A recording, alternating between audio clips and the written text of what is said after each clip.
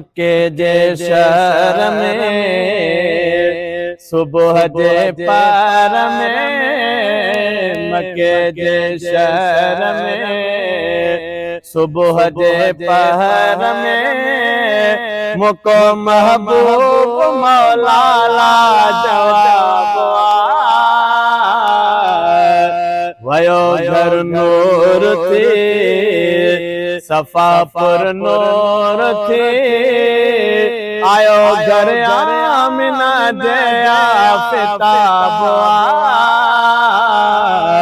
मके जे शहर में एड़ी बरसी मके मज बारिश सुकावण थी व्यासावा मिठे महबूब मदनी मुहाबे है पुत्र सभिनी के जावा एड़ी बरसी मके मज बारिश सुकावण थी आसावा मिठे महबूब मदनी मुहाबे पुत्र हर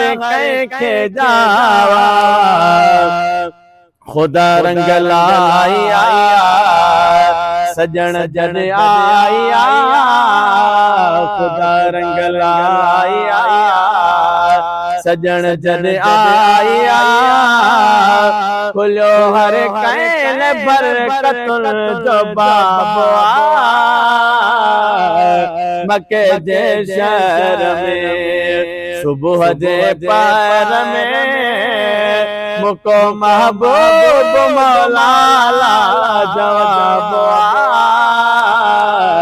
मके जे शहर में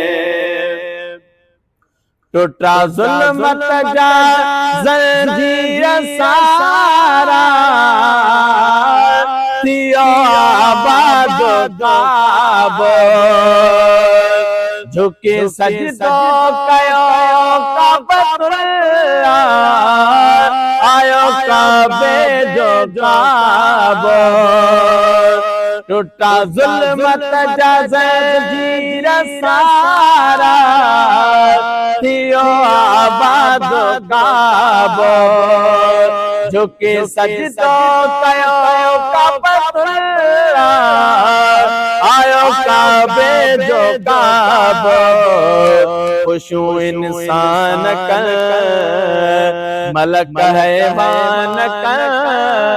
खुशू इंसान कर मलक हैवान कर जुड़ी जे करे ही कायनात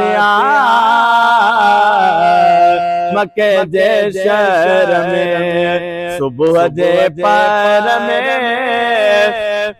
मुको महबूब मौला ला जवाब मके जे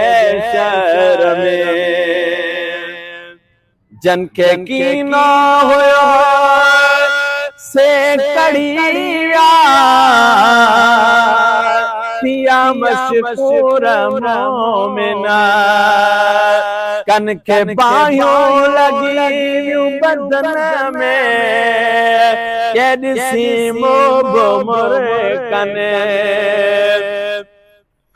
जन के कीनो होयो से कड़िया पिया मशकूर मोमिना कन के बाहों लगी बदन में कैसी मोब मुरकन बुलंद क्यों बंदगियों भयूं नाराज क्यों बुलंद क्यों बंदगियों भयूं नाराज क्यों मिले हर साथ के नहीं निजात मके जे शहर में सुबह जे पार में मुको महबूब मौला ला जवाब मके जे शहर में